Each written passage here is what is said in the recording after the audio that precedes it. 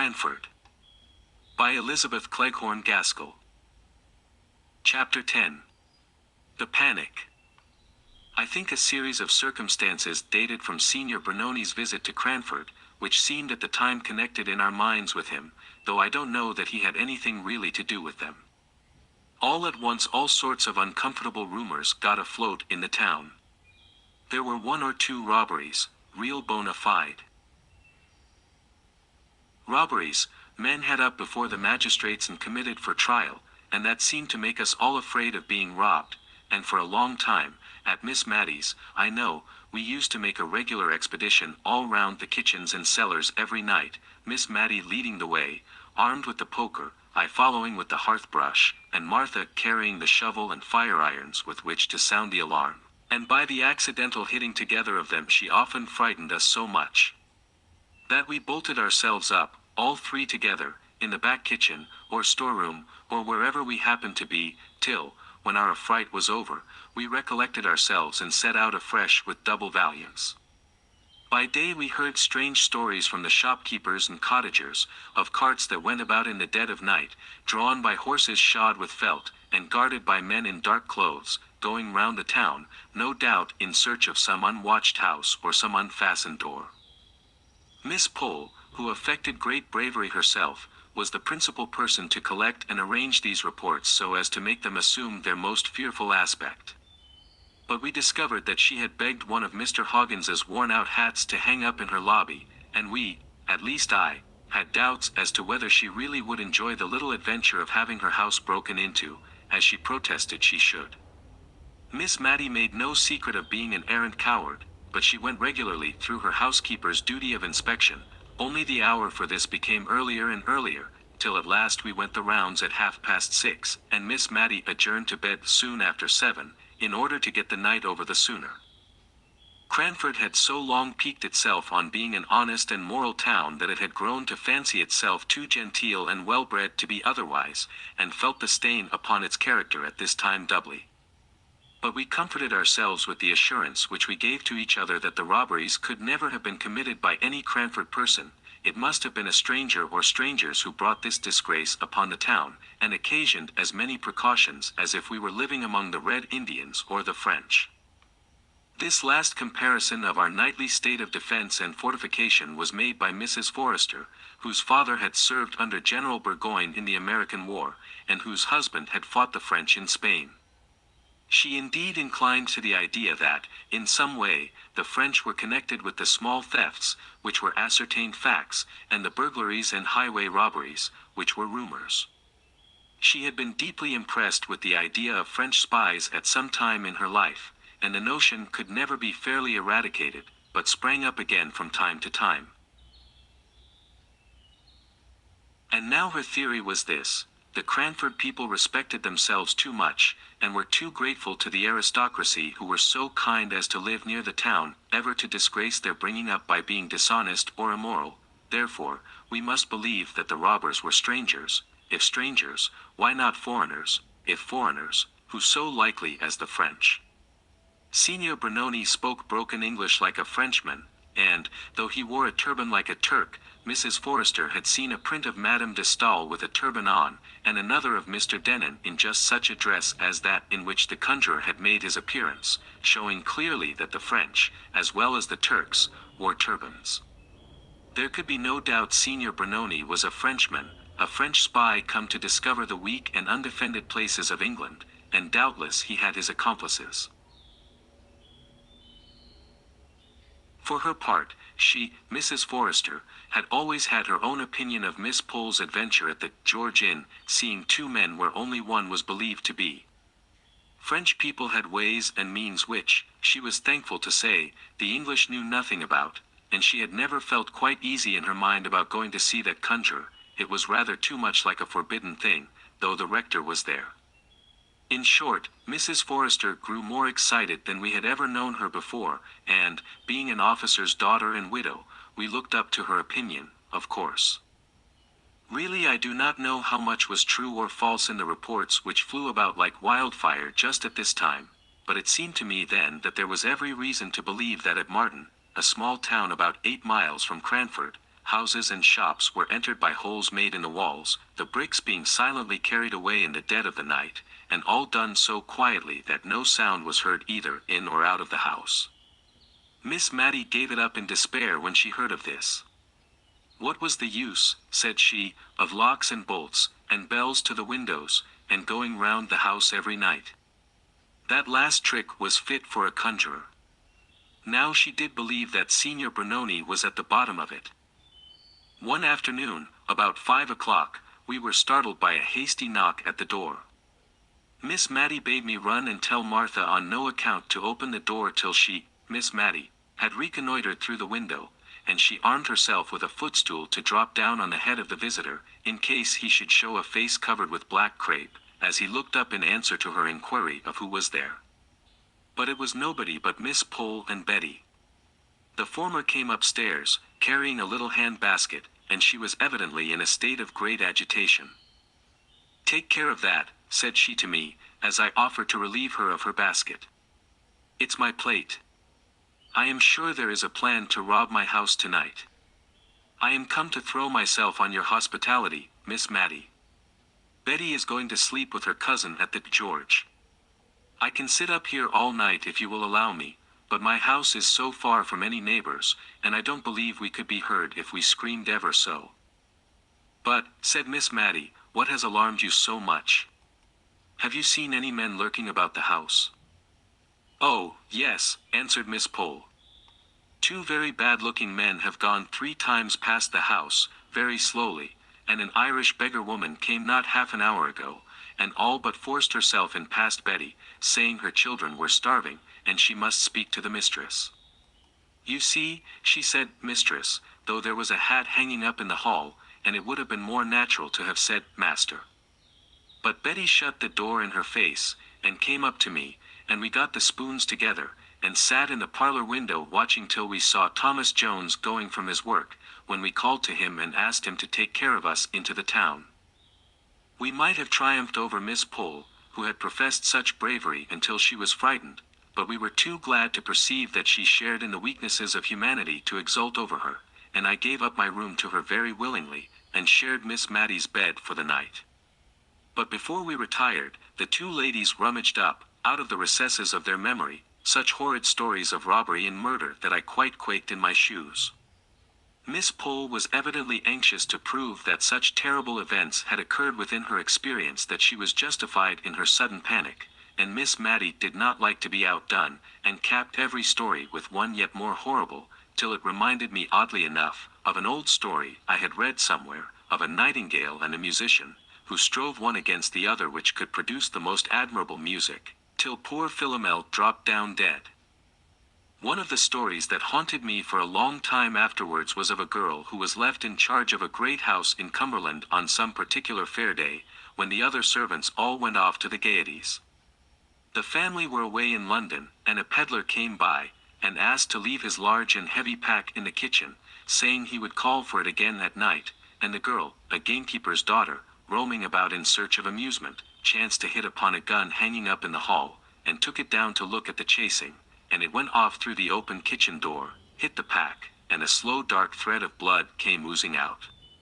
How Miss Pole enjoyed this part of the story, dwelling on each word as if she loved it. She rather hurried over the further account of the girl's bravery, and I have but a confused idea that, somehow, she baffled the robbers with Italian irons, heated red-hot, and then restored to blackness by being dipped in grease.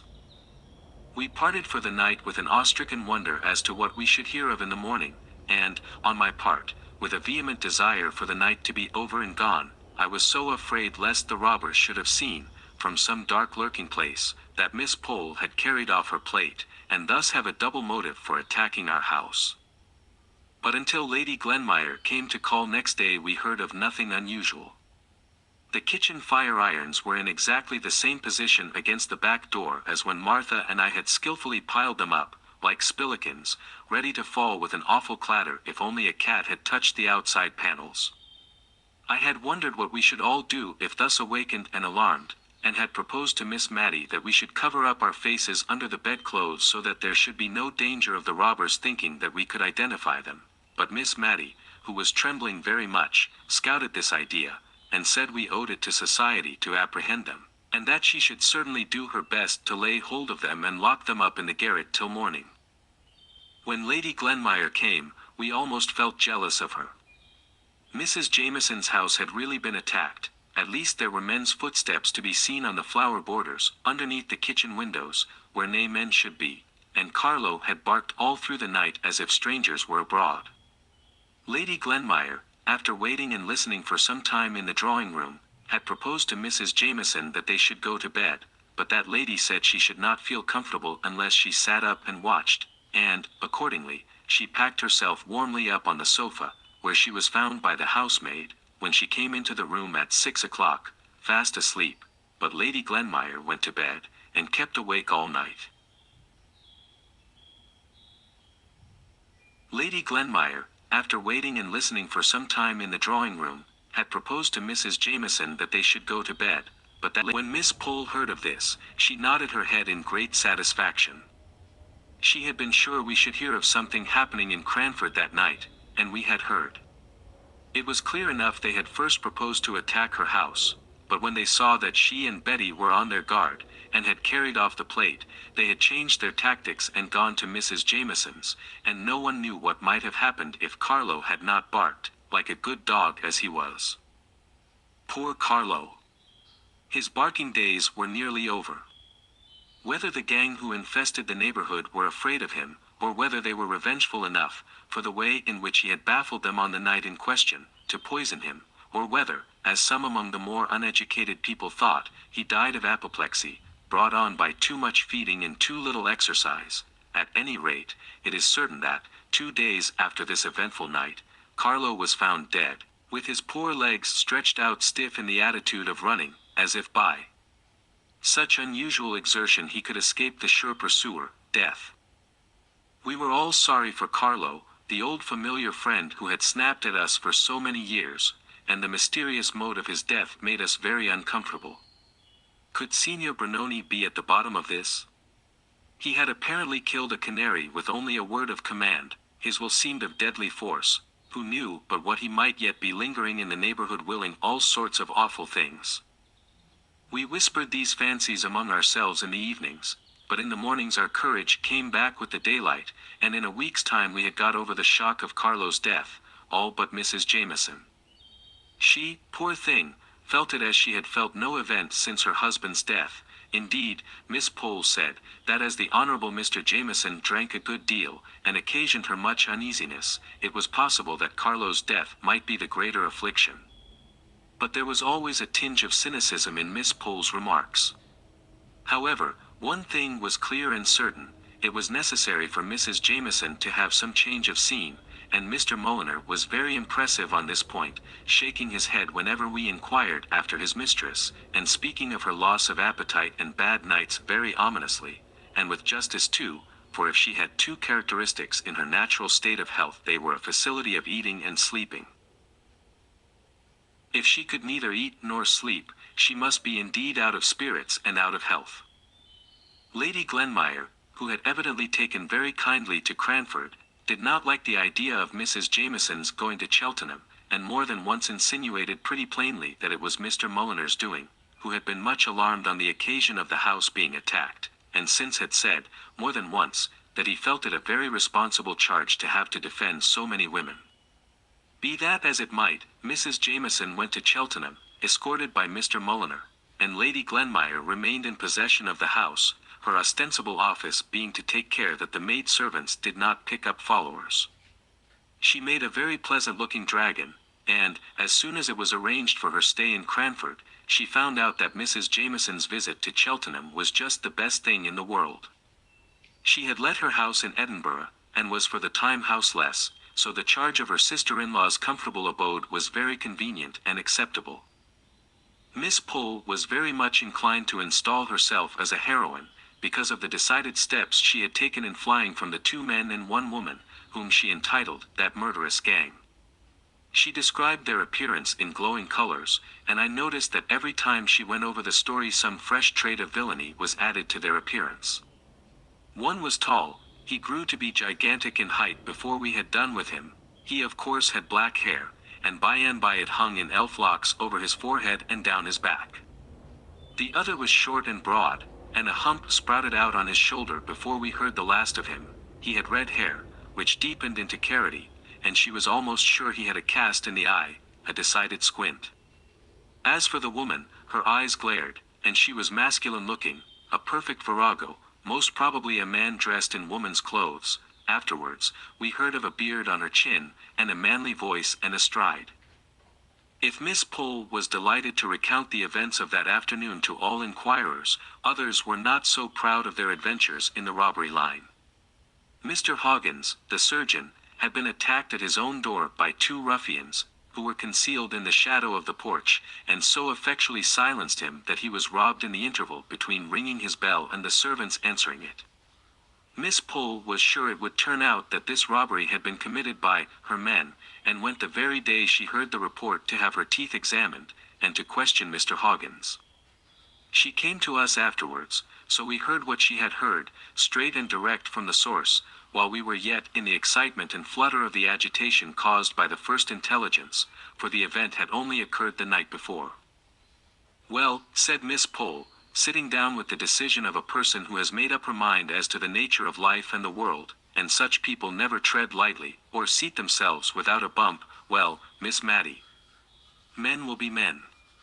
Every mother's son of them wishes to be considered Samson and Solomon rolled into one, too strong ever to be beaten or discomfited, too wise ever to be outwitted. If you will notice, they have always foreseen events, though they never tell one for one's warning before the events happen. My father was a man, and I know the sex pretty well." She had talked herself out of breath, and we should have been very glad to fill up the necessary pause as chorus, but we did not exactly know what to say, or which man had suggested this diatribe against the sex, so we only joined in generally, with a grave shake of the head, and a soft murmur of, "They are very incomprehensible, certainly." "Now, only think," said she. "There, I have undergone the risk of having one of my remaining teeth drawn, for one is terribly at the mercy of any surgeon-dentist, and I, for one, always speak them fair till I have got my mouth out of their clutches, and, after all, Mr. Hoggins is too much of a man to own that he was robbed last night." "Not robbed," exclaimed the chorus. "Don't tell me!" Miss Pole exclaimed, angry that we could be for a moment imposed upon.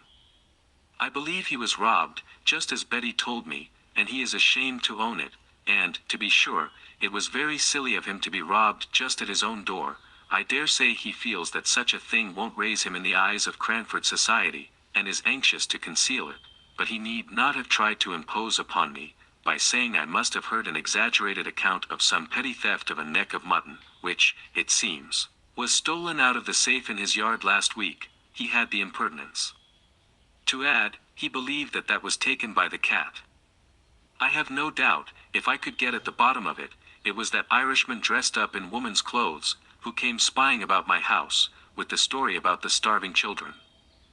After we had duly condemned the want of candor which Mr. Hoggins had evinced, and abused men in general, taking him for the representative and type, we got round to the subject about which we had been talking when Miss Pole came in, namely, how far, in the present disturbed state of the country, we could venture to accept an invitation which Miss Matty had just received from Mrs. Forrester, to come as usual and keep the anniversary of her wedding day by drinking tea with her at 5 o'clock, and playing a quiet pool afterwards. Mrs. Forrester had said that she asked us with some diffidence, because the roads were, she feared, very unsafe. But she suggested that perhaps one of us would not object to take the sedan, and that the others, by walking briskly, might keep up with the long trot of the chairman, and so we might all arrive safely at Over Place, a suburb of the town. "No, that is too large an expression, a small cluster of houses separated from Cranford by about 200 yards of a dark and lonely lane." There was no doubt but that a similar note was awaiting Miss Pole at home, so her call was a very fortunate affair, as it enabled us to consult together. We would all much rather have declined this invitation, but we felt that it would not be quite kind to Mrs. Forrester, who would otherwise be left to a solitary retrospect of her not very happy or fortunate life. Miss Matty and Miss Pole had been visitors on this occasion for many years, and now they gallantly determined to nail their colors to the mast, and to go through Darkness Lane rather than fail in loyalty to their friend. But when the evening came, Miss Matty, for it was she who was voted into the chair, as she had a cold, before being shut down in the sedan, like Jack-in-a-Box, implored the chairman, whatever might befall, not to run away and leave her fastened up there, to be murdered. And even after they had promised, I saw her tighten her features into the stern determination of a martyr, and she gave me a melancholy and ominous shake of the head through the glass.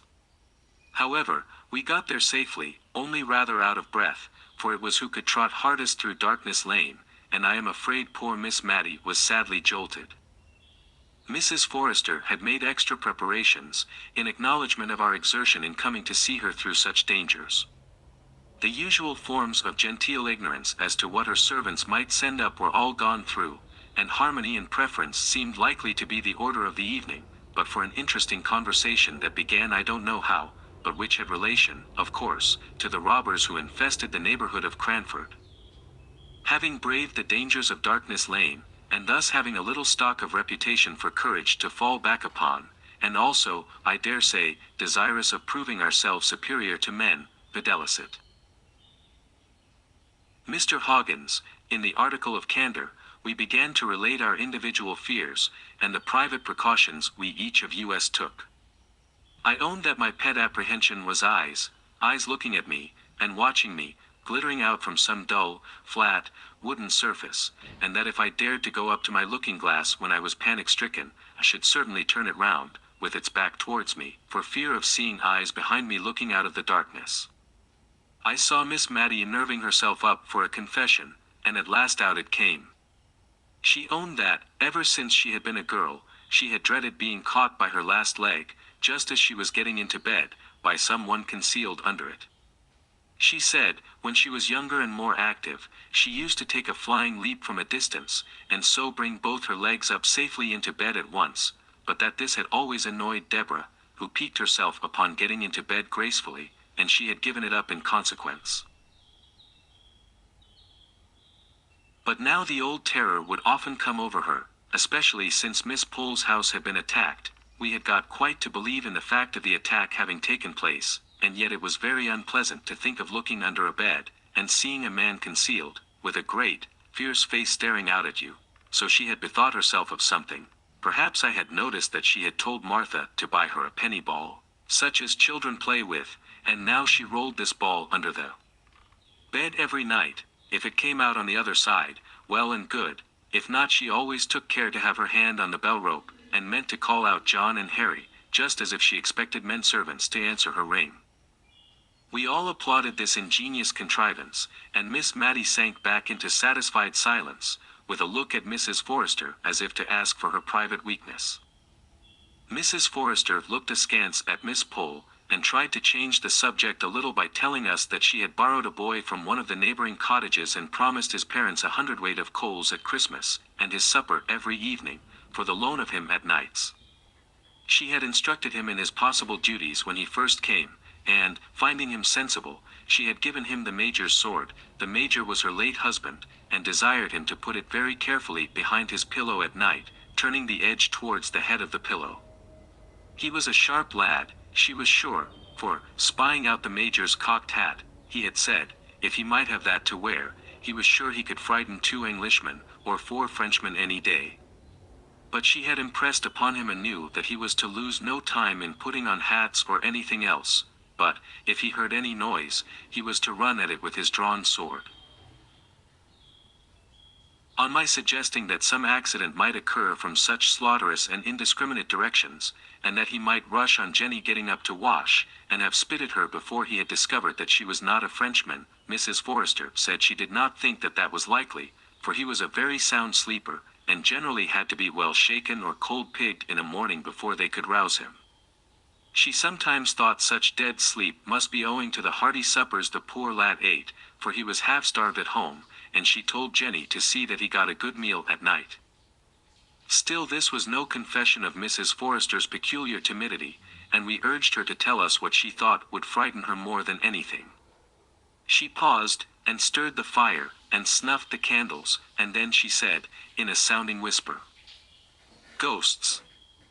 She looked at Miss Pole, as much as to say, she had declared it, and would stand by it. Such a look was a challenge in itself. Miss Pole came down upon her with indigestion, spectral illusions, optical delusions, and a great deal out of Dr. Ferrier and Dr. Hibbert besides. Miss Matty had rather a leaning to ghosts, as I have mentioned before, and what little she did say was all on Mrs. Forrester's side, who, emboldened by sympathy, protested that ghosts were a part of her religion, that surely she, the widow of a major in the army, knew what to be frightened at, and what not. In short, I never saw Mrs. Forrester so warm either before or since, for she was a gentle, meek, enduring old lady in most things. Not all the elder wine that ever was mulled could this night wash out the remembrance of this difference between Miss Pole and her hostess. Indeed, when the elder wine was brought in, it gave rise to a new burst of discussion, for Jenny, the little maiden who staggered under the tray, had to give evidence of having seen a ghost with her own eyes, not so many nights ago, in Darkness Lane, the very lane we were to go through on our way home. In spite of the uncomfortable feeling which this last consideration gave me, I could not help being amused at Jenny's position, which was exceedingly like that of a witness being examined and cross-examined by two counsel who are not at all scrupulous about asking leading questions. The conclusion I arrived at was, that Jenny had certainly seen something beyond what a fit of indigestion would have caused. A lady all in white, and without her head, was what she deposed and adhered to, supported by a consciousness of the secret sympathy of her mistress under the withering scorn with which Miss Pole regarded her.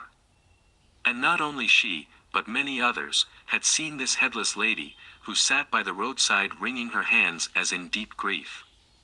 Mrs. Forrester looked at us from time to time with an air of conscious triumph, but then she had not to pass through Darkness Lane before she could bury herself beneath her own familiar bedclothes. We preserved a discreet silence as to the headless lady while we were putting on our things to go home, for there was no knowing how near the ghostly head and ears might be, or what spiritual connection they might be keeping up with the unhappy body in Darkness Lane, and, therefore, even Miss Pole felt that it was as well not to speak lightly on such subjects, for fear of vexing or insulting that woebegone trunk.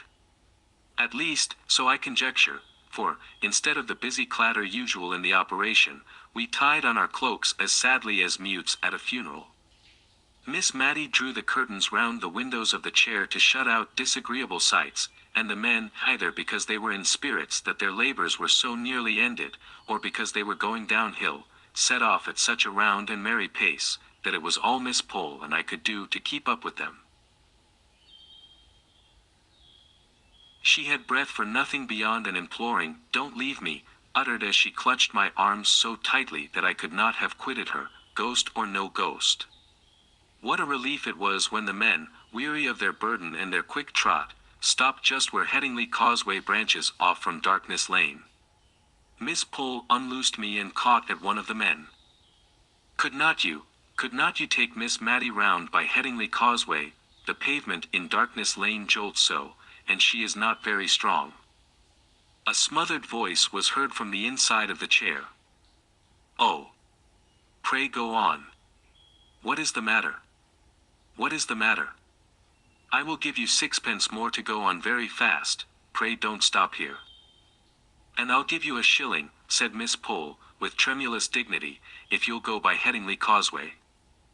The two men grunted acquiescence and took up the chair, and went along the causeway, which certainly answered Miss Pole's kind purpose of saving Miss Matty's bones, for it was covered with soft, thick mud, and even a fall there would have been easy till the getting up came, when there might have been some difficulty in extrication.